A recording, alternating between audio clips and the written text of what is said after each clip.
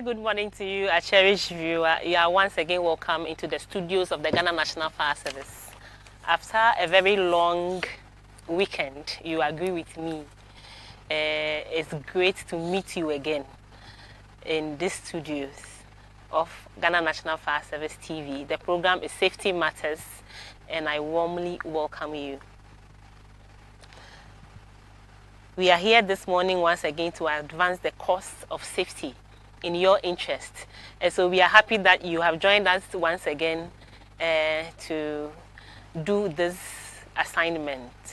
In the studios, I have very important guests whom I will introduce to you after this short commercial break. Do stay.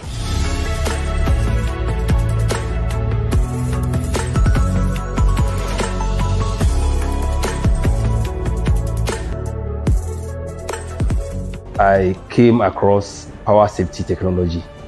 So I introduced that into our residents, who are more than 4,000. And over the period, they have testified how power safety technology have saved them when the need arises.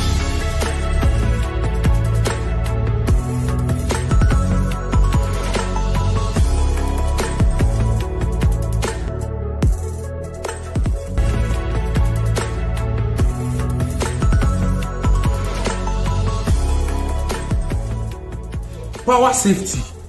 Safety is our hallmark.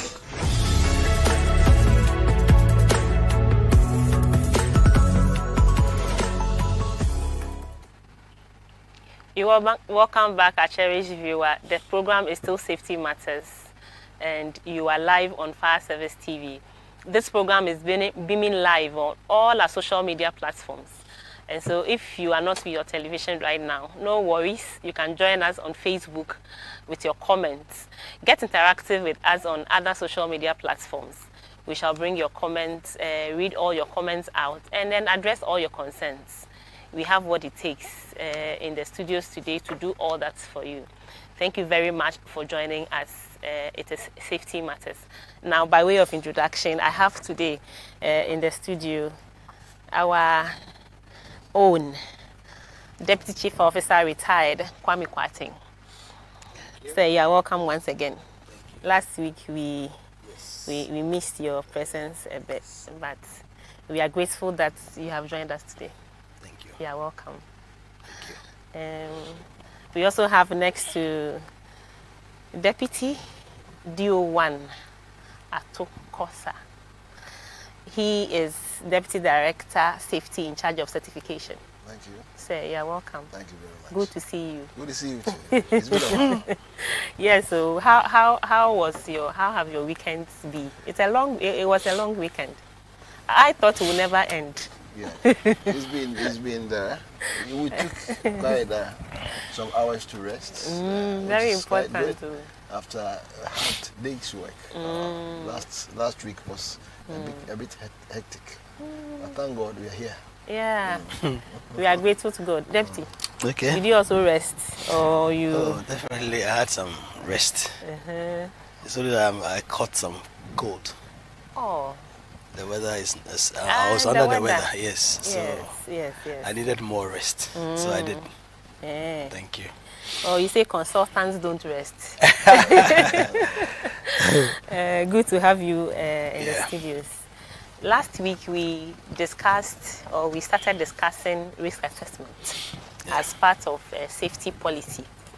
And so I would just give a bit of recap, and then we'll continue the discussions along the same lines. So last week we attempted to bring you risk assessment, what it means, the benefits of it. We spoke about hazards, we spoke about risks, and we also were made to understand that in conducting a risk assessment, one has to really have very strong expertise, and the conductor or whoever is conducting the risk assessment has to be very meticulous, making sure that there are no stones unturned, because it's a life and death matter. And so we learned about all of that, and we also learned that we also if you are conducting a risk assessment, we also evaluate existing provisions put in place as far as safety is concerned, in order to see whether there will be the need for us to make certain adjustments in this arrangement. I just want to leave it here because we are about to learn more about this risk assessment from my abled panelists. Sir, so that's how, just a bit of what we did last week, just to give you an idea of how far we went. Now, we want to know from you, sir, Deputy, if we say risk assessment, how many types do we have? It depends on what you're looking at, but then we have objective and subjective. Subjective is your own assessment, intuition. Okay. So that one we call it qualitative. Eh?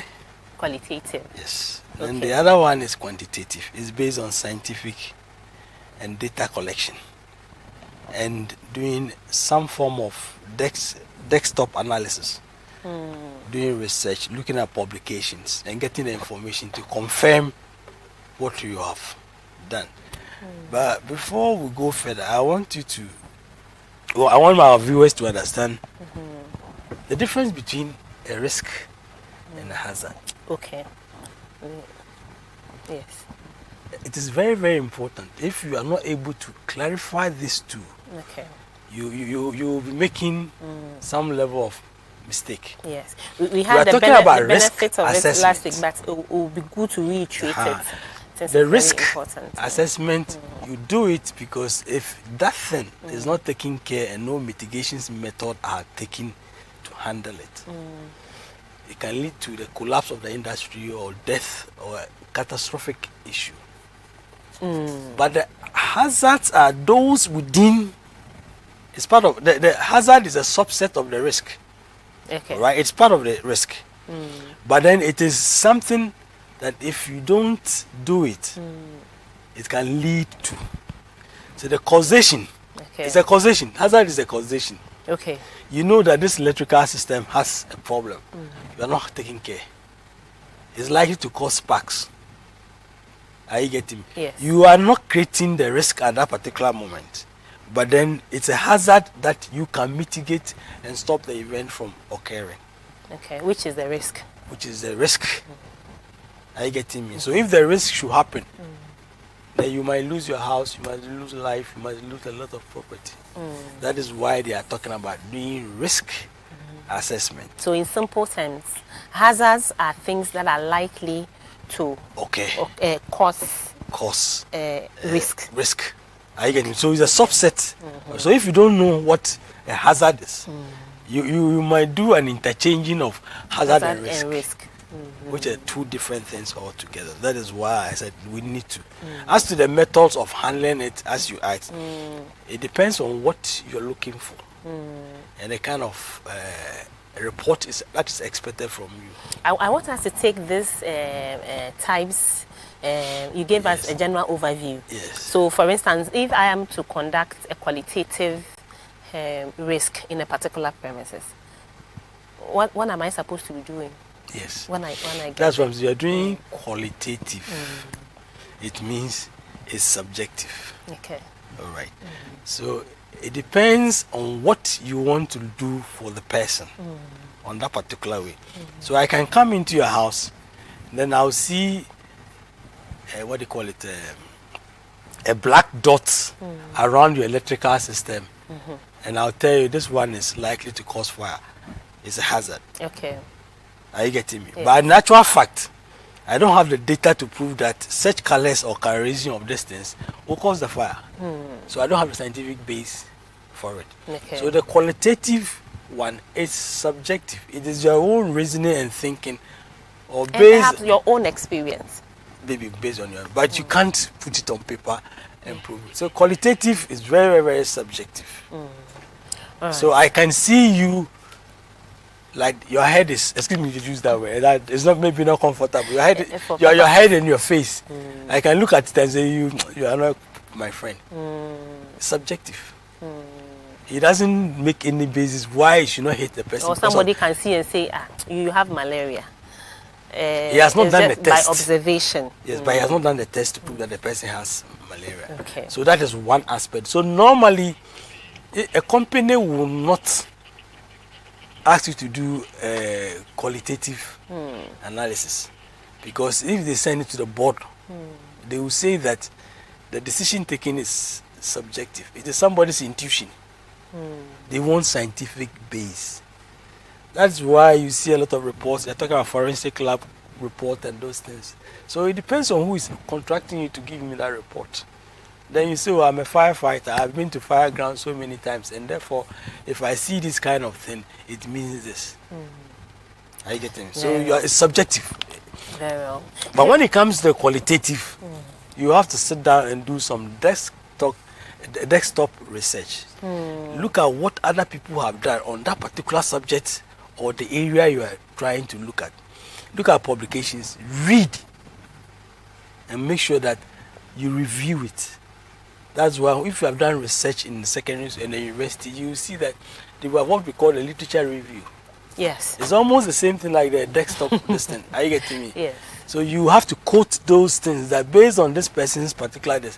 If these things are there, you have it. After you have done that, the first method is the hazard identification. You take every process, maybe the production line of the factory or this. For instance, in our home, where are our risks? You have a hall, a dining table. Okay, so I'll be taking I'll give you certain scenarios so that we can identify risk in those areas. Yes, okay. I'm just giving you an example. Okay. That it involves a process. Before you can write a risk assessment report, you must understand what goes into that industry. Then you take one section of that particular process and describe the risk that is there, and the likelihood of it happening, and if it happens, its consequence. So you're going to draw the risk frequency against consequence. Then you go to another section. I get what I'm saying. Then you look at that risk there and draw the same distance, and go to another section. You draw it before you can come out and then say, okay, with this particular risk in this area, this is how I can mitigate it, or I can eliminate it. And that is some of the methods that fire service will use. They come to your premises and they see the fire risk and they say, okay, now the fire is on. So he has three options. He has to eliminate oxygen, fuel, and this. So he's trying to do it, eliminate those things and reduce or limit the risk. Then when you have done that, you come back to see, how am I going to mitigate this risk that is against me? Then you think of provision of fire extinguishers, provision of detection and warning systems, and that. And after that, you review and see whether it is satisfactory to solve the problem that you have. So it has a whole lot of process. I'm interested. We'll be coming to it. That you have to follow. Do you know, it's not easy. So this risk assessment, as conducted by the Ghana National Fire Service, which one is more? Which one gives us results as of now, as a service? Depending on happenings, I'm sure we also have to take into account the people we serve. Yes. Greetings to your viewers. As my boss earlier stated, depending on what you want, risk assessment is a process. And depending on the premises, the factory, vis-a-vis the activities that goes on in that premises, then it is being carried out. We don't just I know you're a bit under the weather. Can you please we don't just go and conduct a risk assessment on every premises. Proponents apply when their certificate expires, and when they apply, then the certificate has to be renewed. Okay. Then we walk in based on what they do. And like my boss stated, we have qualitative and quantitative. You can simply go and stand there by experience, by what you do annually, by an expert eye, decide to put something on paper, and that becomes a routine. Under logical and critical reasoning, they will say it's an inductive argument. But experience and all of that are very important. They are very important. They play a role. I remember when we were kids, somebody, your mother can just look at you, watch you. They play a role. Yeah, they play a role. And more often than not, they are right. They play a role. That's like I said, in logical reasoning, they will tell you it's an inductive, and the conclusion is probable. All right, it is not certain. You can't. It's likely. All right, but when you want to have a very scientific, then you go for the quantitative, where you would have your data, you have your frequencies, the happenings, and for you to understand, that is why we have the logbook, all right, there, recording all the activities and all that. So before we would go into do a risk assessment, then all this information have been gathered, all right, per the year of your renewal last time. One year down the line, we pick all this information, put together, then that will help us zero into the specific area that we have to conduct that assessment, to be able to come up with a very good report to let you know that this is the area you have to solve and the mitigating factors to recommend so that the risk will be eliminated. All right, staying with you, Kosa. So what would a typical fire assessment team constitute? A typical fire assessment team being sent out by the Ghana National Fire Service, what would it constitute? You mean in respect of the persons? Yes, the expertise. The expertise. You would have an inspector. Okay. Inspector is trained to have a broad knowledge on every area. We don't go alone. We have, there are hazards, petrol, hydrocarbon issues. We have electrical issues. We have many hazards, prevailing hazards that bring together to put the premises at risk. Okay. Yeah. So you go and you will have to have a checklist that would outline the prevailing hazards on the premises, and as per the hazards, then you have an expert, all right, to speak to it based on the data, all right, and the happenings on that building. So that's what we do out there. And it's to add to what we do to make it quite scientific. Very soon we are introducing what we call a thermal device. All right, a thermal device that when we come to your premises, we are subjecting that device on your installation to identify hotspots. All right, to identify hotspots that talks about or that indicates that an information has been given or data has been collected to inform that decision. So the report you bring out based on the risk assessment conducted becomes scientific. You don't just go and stand there and based on your experiences and say things based on experiences. This must be from fire safety directorate. That's it. Okay. If you are wondering, the fire safety directorate is responsible to ensure that we are fire safe in this country. So you're watching Safety Matters on Fire Service TV. We are discussing risk assessment. We've had a recap of last week's lessons, and then we are delving into other areas of risk assessment. I think Deputy wanted to gone by.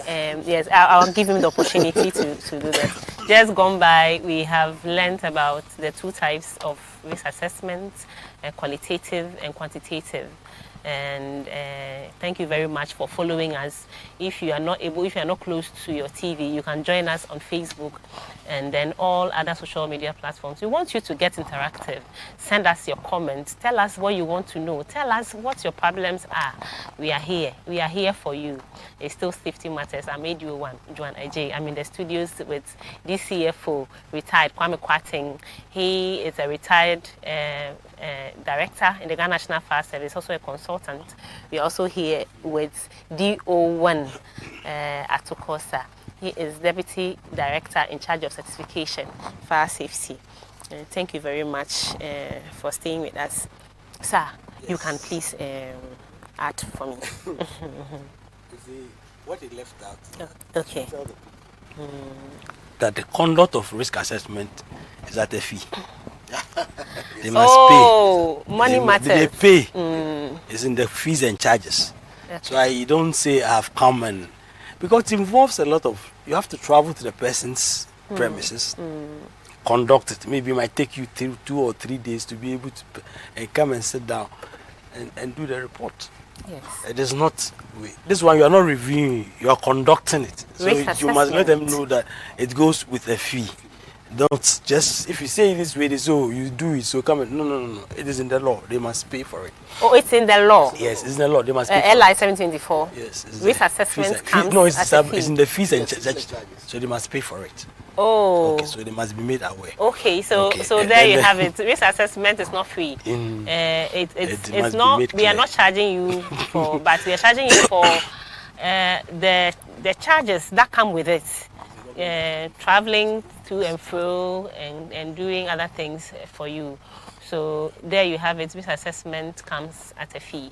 So if you... I wanted to add, you know, fire service, you attend fire and you write reports.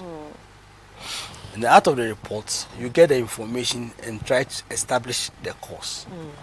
So this investigation gives you data, and that is what also helps you to do the public education.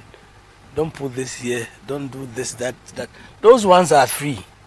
It is based on the information you have gotten. That will help you do the quantitative, what do you call it? The qualitative, what do you call it? Analysis. We go to fire. We realize that we will do a report, and the report shows that it's out of carelessness of a child handling this, that caused. So you have an information. Are you getting me? Yes, sir. And those are the information that you put out to the public. Those ones are free. And those ones are qualitative. They are not quantitative. Okay. Are you getting what I'm saying? So yes, out of experience on your report, you've gotten this.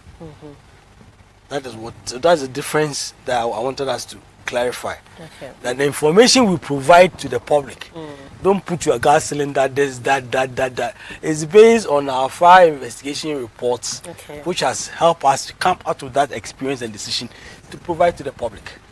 I'm happy. You have to make it clear. Okay. He has mentioned that we had a training with a company last week, and one of the participants raised that issue. That he's never heard or seen fire departments bringing a report or fire broke out and we have come out. Then I asked him. So if you will bring you the reports, what would you do with the reports? With the report, apart from we incorporating those findings, all right, into our educational messages, it informs the message you put out there to help the populace to conduct themselves in a manner that will not start fire. So if I bring you the report, what would you use the report for? At least he will know. Yes, what would he will know. So all the, like you said, all the report, the findings of the reports are, because there is an intra-engagement with the Safety Directorate and by fire investigations. So they like he made mention of the pattern and the frequencies. That helps us to develop a message put out there so that it will guide and help the public. I see.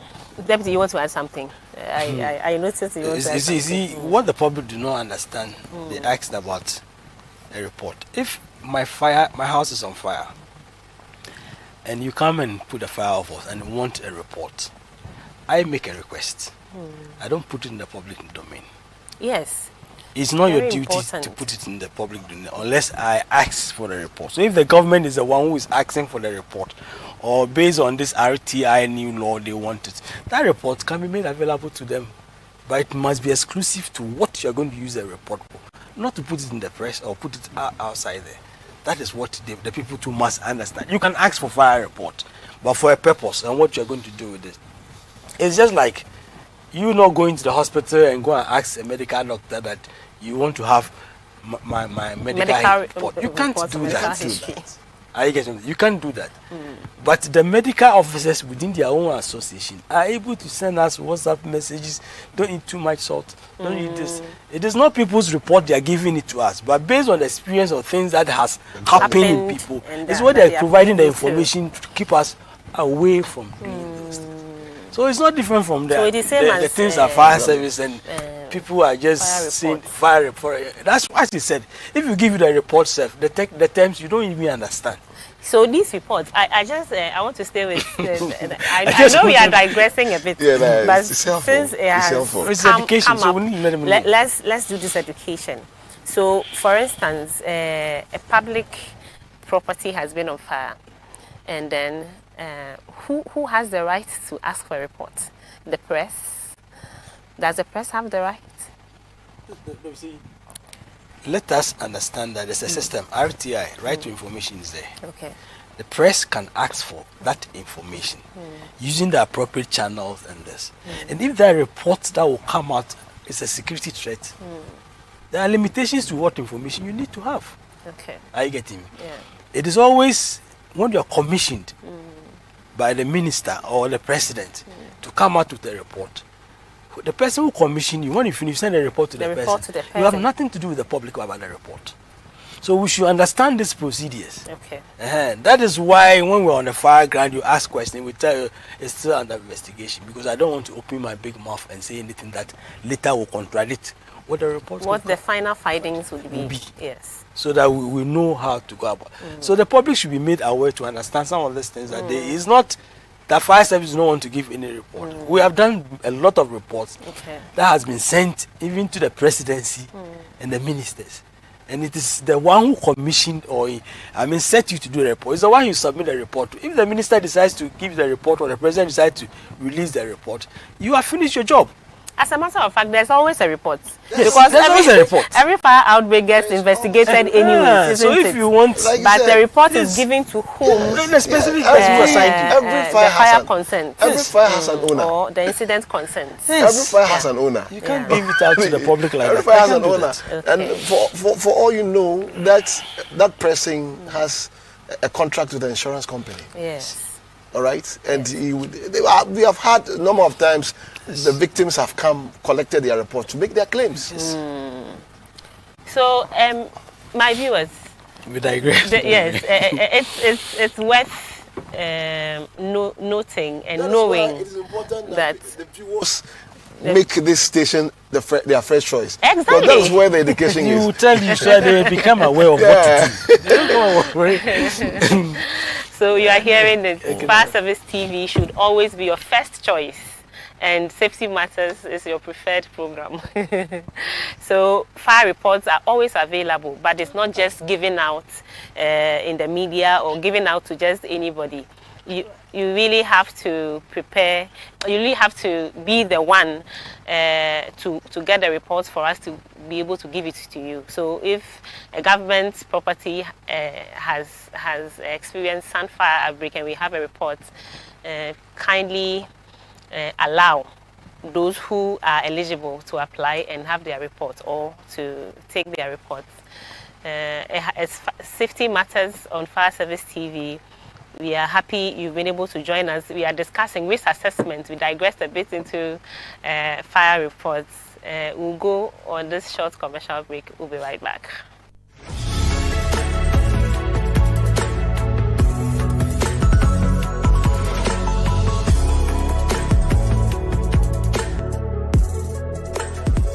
I came across power safety technology. So I introduced that into our residents, who are more than 4,000. And over the period, they have testified how power safety technology have saved them when the need arises.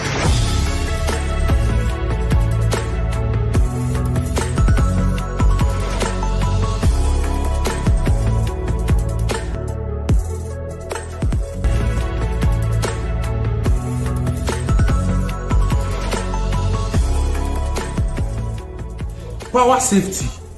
Safety is our hallmark.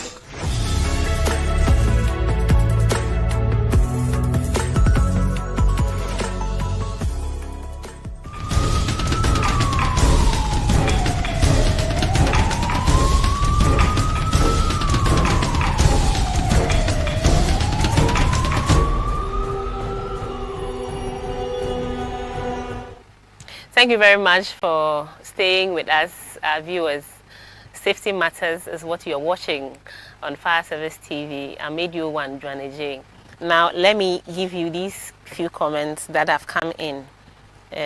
So, Rock Asari is saying that I'm watching you from Canada. You guys are doing great job for Mother Ghana. Wow. We are happy you are watching us from afar. Please share. Let other people have the benefit of what you are enjoying. Thank you so much, Rokasari, for watching us. We also have Yabua Bright. Nice strategy for broadcasting this content via Facebook. Yes, thank you so much. It means that you are joining us on Facebook. You can join us on many other social media platforms, and we'll be happy to answer your questions and address your concerns. Now, we have Kojo Buachi. Saying there's this trend in the country, especially at the district level. We know GNFS is the agency, however, district and municipal assemblies usually form committees to investigate the cause of fire. And here is the case: the fire commander in the district is made a member of this committee.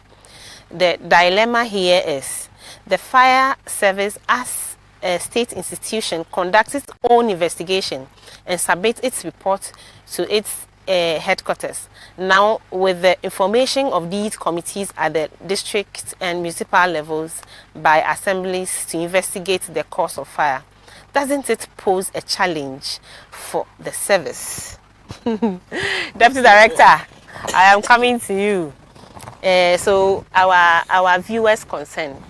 He's saying that one fire is investigated at the fire service level, and also at the, I'm sure, RECSEC and other levels. Doesn't it? I'm sure asking. Yes, it's a conflict. Maybe it's a conflict. If it is happening, it's rather unfortunate. I think that based on what mandates, because by our mandates, we responded to the fire incidents and had the first-hand information, had the information as to what happened. Yes. Now there's even a technology where we use simulants, fire simulations, to reconstruct fire, to determine where all these things are applied and inputs that are made to be able to identify the cause of fire, or to be able to come up with a cause, yes, the right cause of fire. So if you are an assembly, or for that matter, chief executive, and there's an outbreak of fire, you don't see the need to involve or even make the fire commander the chairman, then it's worrying. It's quite worrying. I was the commander at Techiman, and there was a collapse in a building. And me, I am very imposing. You can never. I treat you. I am. My presence is. You can never bypass me. I won't allow it. Based on what? Are you constituting a committee and bring people who have no? You may have ideas on that, but that will not be so effective as to the person who is into it, who is a professional, who attended the fire, who are all the figures and all that. So I think if it is happening, then the Ghana Fire Service is adequately clothed with the authority to investigate fires in this country. Yes. And we have never we have never disappointed anybody. So there will not be any need for us to have a replacement. See, there was one time I asked one honorable minister, I think when the stadium disaster happened and other occurrences, and they brought some people, I think from Israel or something. And when they came, the Israelites came, they rather solicited our ideas and expect ideas, and we work together. What they know, we know. So what are they bringing on board? See, and I was telling somebody, we have been meeting together, sharing ideas, and we are on the same platform. So I don't know why we are underplaying or downplaying the proficiency of our professional men here in Ghana or here in institutions, and rather we think that. And I'm telling you that when you talk about human resource, we are on top. Up to the task. Nobody should take Ghana National Fire Service for granted. For that matter, for that matter, nobody should take us for granted. Yeah, I'm a proud firewoman. I'm a proud firewoman. Deputy, before you come in, let me just announce these phone lines. So you can also join us on 050-960-8744. Join us with your comments on 050-960-8744, and we'll be glad to respond to your comments. Is he the one who posed this question? I know where he's coming from. Is it? The issue is that the functions that in our law does not talk about investigation of fires. The two laws, or the Act 537. So we need to do something about that one. It does not even mention firefighting. No. It says to manage undesired fires. Sir, but management of undesired fires. So the definition of fire management is one of the fire controls. Yes. Are you getting what I'm saying? So the law that we have has to be modified somehow to push. Yeah. All over the world, fire service conducts investigation to be able to get the facts, to be able to build their public education based on the situations on the ground. I've forgotten the act. We raised this issue at time. The Local Government Act, one of them, requires that for a fire investigation to be conducted, the district chief executive of that area has the right to set up a committee to investigate the fire. I'll look for that particular law and give it to you. So what they are doing is that they are moving the thing into politics. I must be honest. They are moving the thing. How is fire investigation politics? They are moving it into that. That's where I'm saying. I know where it's coming from. I am the district commander. I am the district commander as a fire officer, and then this man is the district chief executive, who is the representative of the president. And therefore, if there's a fire outbreak there, and he has to brief national security or the president, he's the one who will send the report, but not the fire officer in that particular area. So the fire officer can be part of that meeting. He can be part of the committee. I'll give you an example. When the fire outbreak occurred at Circle, and they set up the committee, they made WJ as a member of the committee to provide his expert advice on fire issues, but they never made him the chairman of that committee. Whether they have conflict of interest, I don't know. I'll give you another example.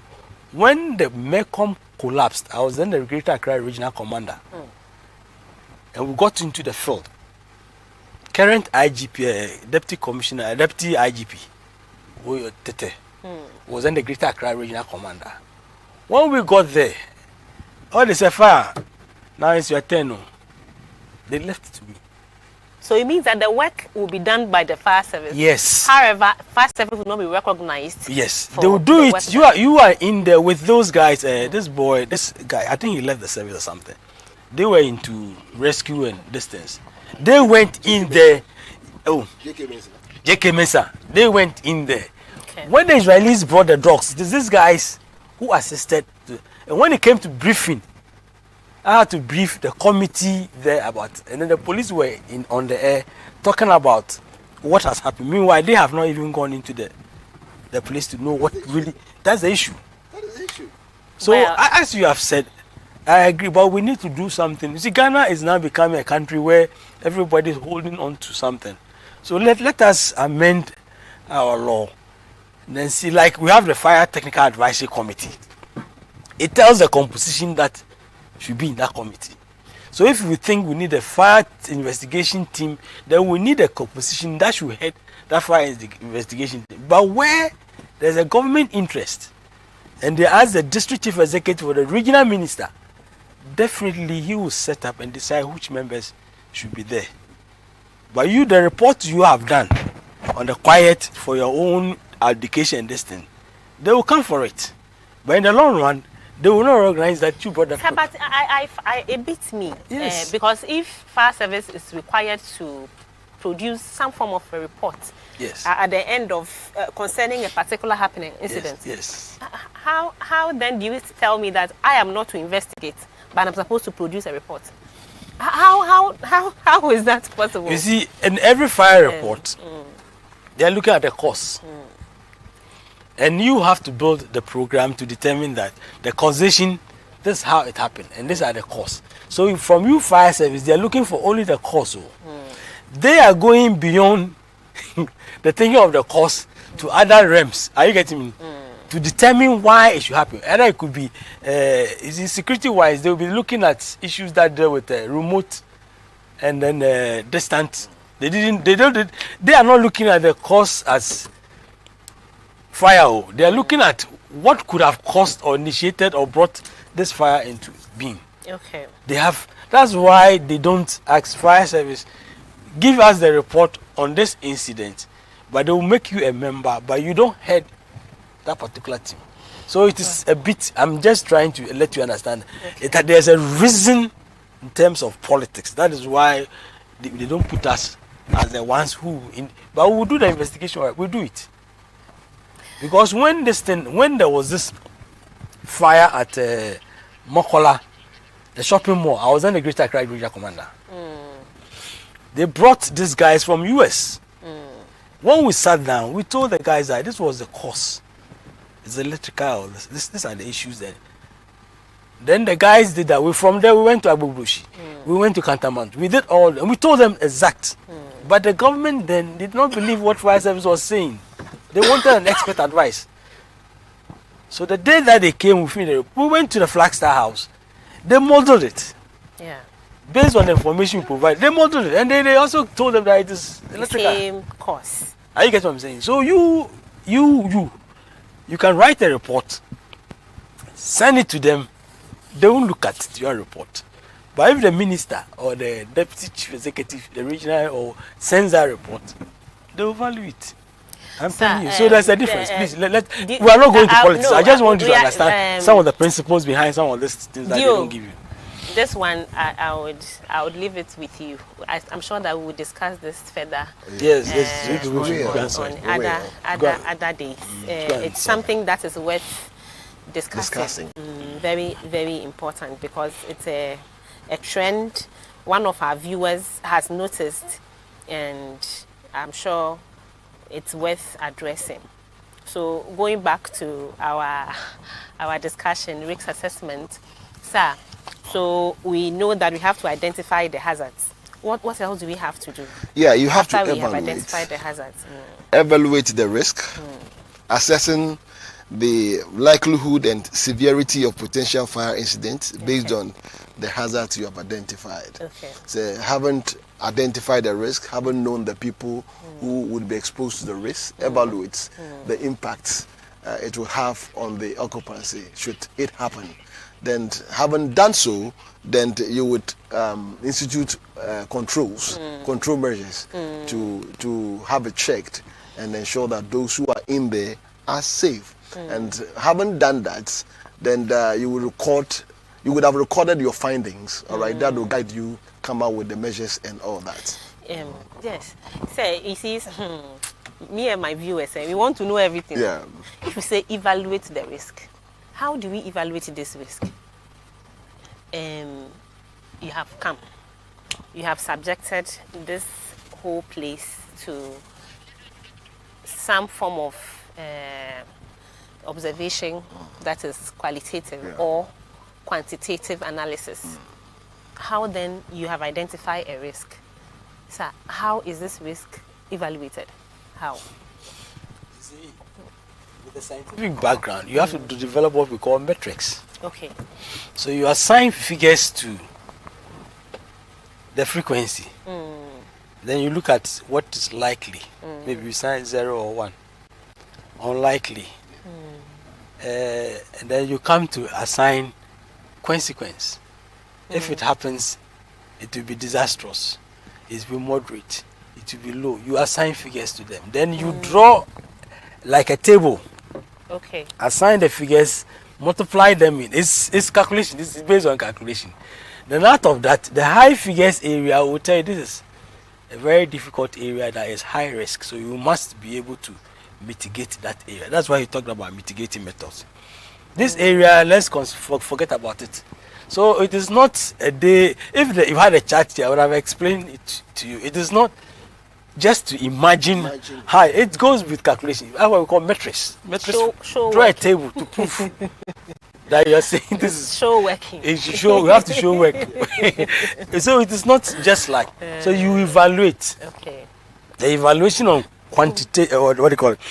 Quantitative requires that you draw a matrix to prove that this is likely, unlikely, moderate, common. Then you come to the consequence. If it happens, this thing will happen. That we will lose everything. So it depends on the industry. For instance, when you are looking at the risk vulnerability, which is also almost the same as what is talked about. Risk vulnerability means that who are those going to suffer? Who is at risk? Okay. Yes. So you look at those who are disabled, PWDs. You look at children. Okay. You look at the aged. You look at the state of the person, whether he's asleep or is awake at every point in time. So you evaluate all these people before you put in. Are you getting me? Yes, sir. So you just don't say that, oh. In order for us to have it is a difficult issue. Yes, and I'm going to give you certain locations. Okay. Then we attempt to see what kind of risks we can identify at these places using the methods that we have just outlined. So, for instance, a home, Diokosa, a residential area. If you're conducting a risk assessment within a home, what kind of outcome are you likely to have? What kind of risk are you likely to identify in a home? Yes, thank you very much. Then, it comes to mind the definition of hazard and risk. All right, he defined hazards by saying that it is a subset of risk, and I'll also add to say that it is anything that has the potential of causing harm, and risk is anything that will cause harm. So, what are the risks? What are the prevailing hazards in that premises? Then you would know that the human being himself or herself in the house. It's a risk. It's a hazard. Hey, is it a hazard? So. All right. Yes. All right. The human being himself or herself. I'm sure he will explain to us how are we hazards. Yes. Please, let's know. It's a hazard. Your conduct alone has the potential of creating or causing fire. All right. Your conduct alone, the understanding of safety alone, all right, would cause. In any case, we say that about over 90% of all fire outbreaks are caused by human action. That is it. So you are a potential hazard. All right. So until you identify yourself and know that I am one, and that you put measures. It is the measures you put, all right, that will determine whether you have eliminated the risk, reduced it to the low, the medium, or it's still high. Okay. You understand? Yeah. And we use gas in the house. Okay. All right. Okay. We have electricity. All right. We have exits. All right. Okay. There are situations where people will not even create an alternative exit. All right, these are all the things, hazards we identify. All right, so having identified that, what are the prescription? What are the things you would do? What are the measures you put in place to ensure that the people in there are safe? Then you would make recommendation as to all right, the things you have to do to reduce the risk as possible, so that when something happens, it will not have serious impact on the people. Deputy, let's look at industry. Hazards identification in the industry. That's why I was explaining earlier that you must know the process. For instance, if you have... You tie it with warehouses from warehouse. Okay. I was just trying to give a production line like cement manufacturing, so you end up having a warehouse. Okay. So you see that the product, the raw materials will be taken from site and dumped at the factory site. And depends on how they store it there. Okay. You could have explosion out of dust. You could have so many things happening on that particular area. So you must do the risk identification there. Then know what kind of protective clothing the people will have to use, because there'll be dust and this. Then it leaves that side and comes into the production line area. Okay. Where they have to break down these rocks into powder form to be able to convert using very high temperatures to be able to send it into clinker. Then they will bring some limestone, mix it up with it. So the whole process involves use of electricity and fuel and danger. So you must be able to identify all these things before you come, because the final product is going to be kept in the warehouse. Okay. Okay. What is in the warehouse now? The packaging. Okay. The level of which the stock should be, so it doesn't create overheating to bring fire or explosion within the factory. Okay. So that's why I'm saying that you can have a warehouse. There's no light in there, but fire can start in the warehouse. You will not understand. You have to go and look at the condition in there that they kept. Could be spontaneous combustion. Anything can happen.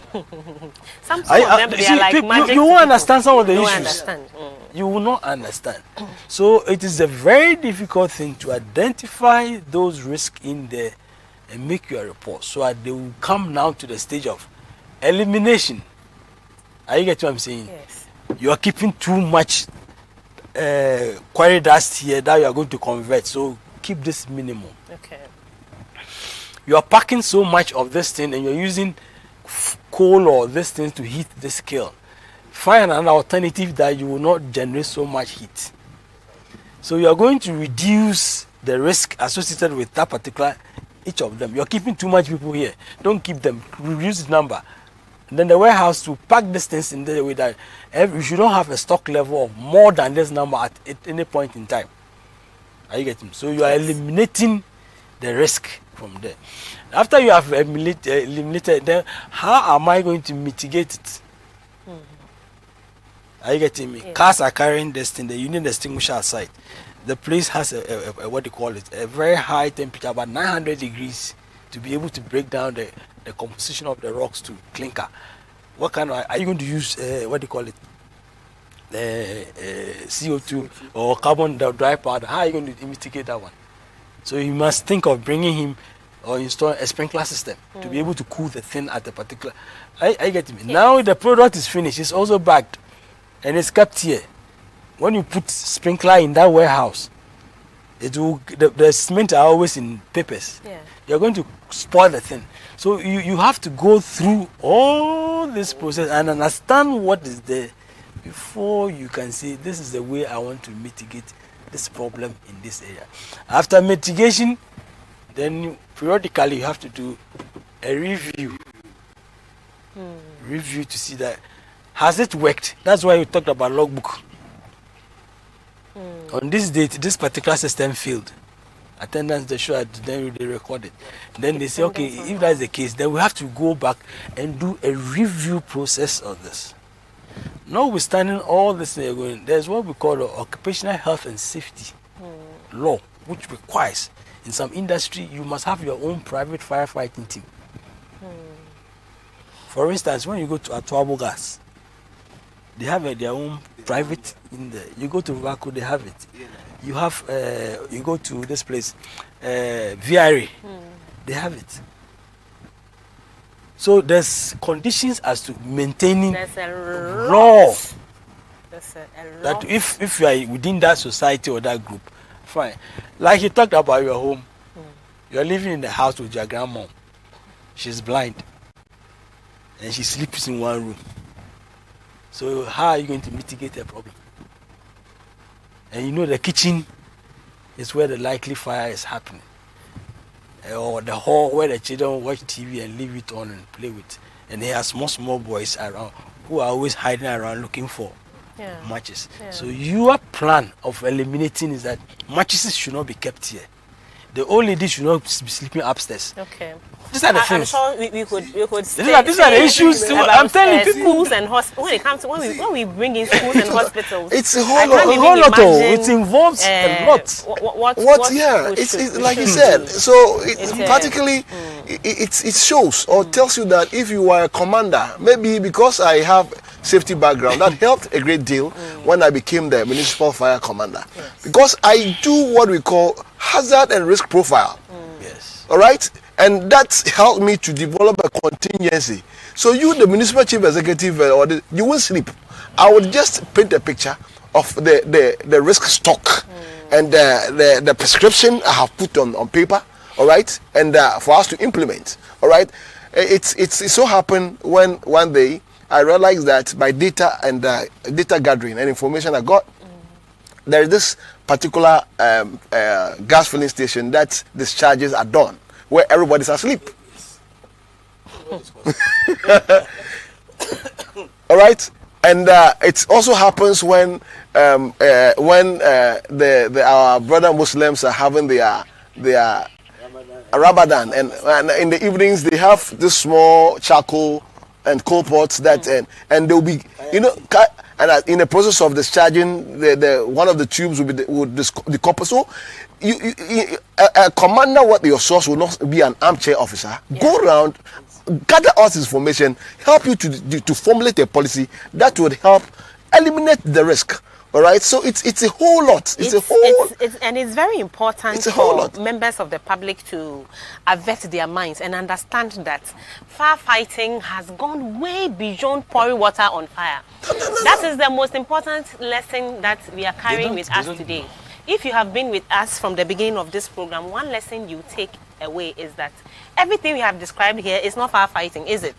But it's something that has to be done by the Ghana National Fire Service. So if you are still in this country, and you are asking, when a fireman, a firewoman dresses up to work, what do? They are lazy people. They are all of that. You should know that you are about 10 years behind. You are 10 years behind. Today we have videos on social media saying a lot of things, and people like and comment. Please, don't be part of them. Because if you have watched this program and we have shared it, other people with you would understand that firefighting is not pouring water on fire. It's only maybe a minute part of it. There are a lot of things that we need to do together with you in order to ensure that we are safe in this country. Now, we have a few comments. Kojo Boachi, the man in Mufti, I doff my hat for you. To him with the mentioning of matrix, deputy, one for you. And then, so comments coming in, they are happy about my panelists. I have managed a fuel station of ever. This is the issue. The fire safety has been decentralized. Fire safety has been decentralized. The reason we have district, municipal, and metro offices across the country. However,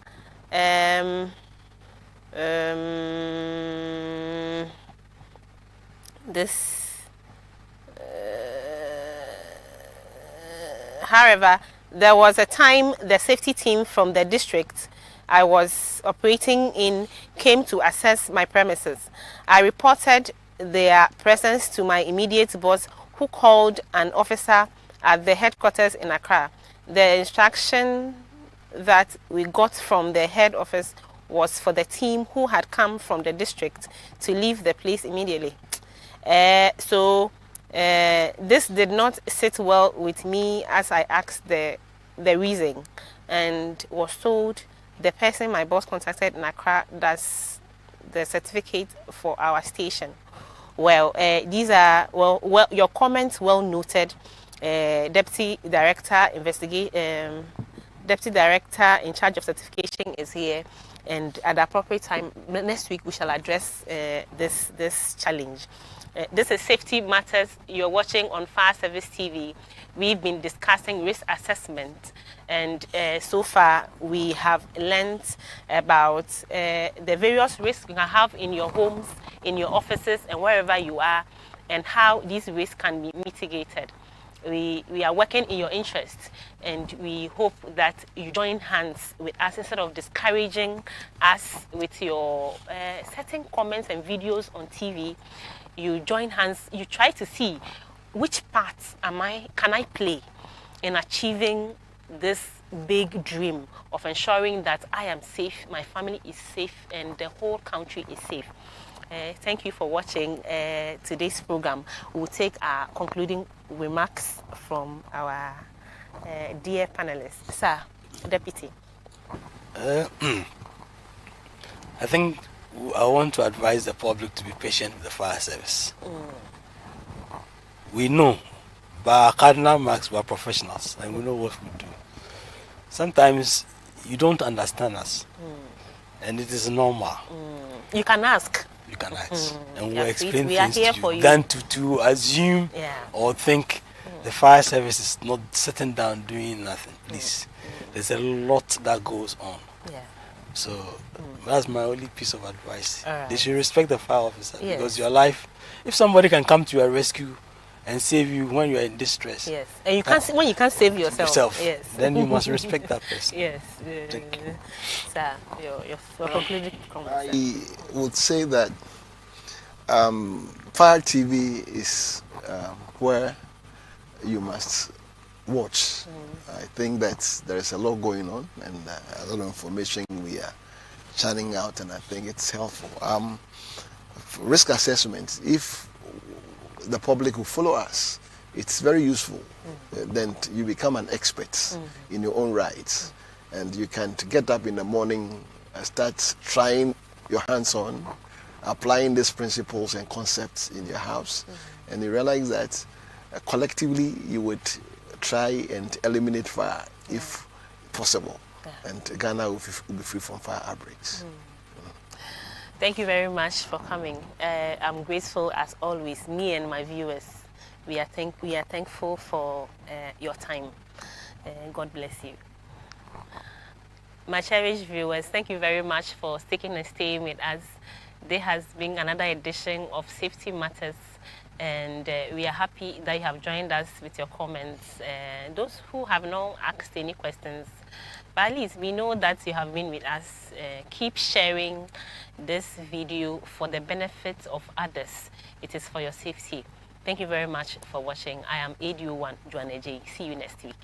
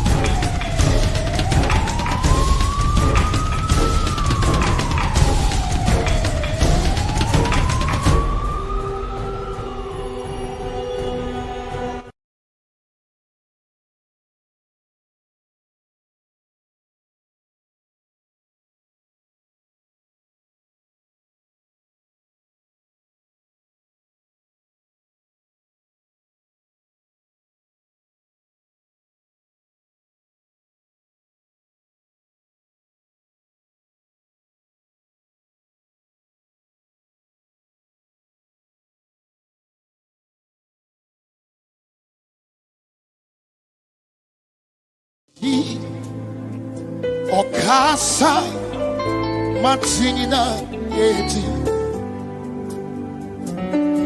Oh, Jesus, oh, wow, and he and pony. Oh, ye, Okasa Matina Yeti. And it said, Nase, oh, Prancer Chiripon.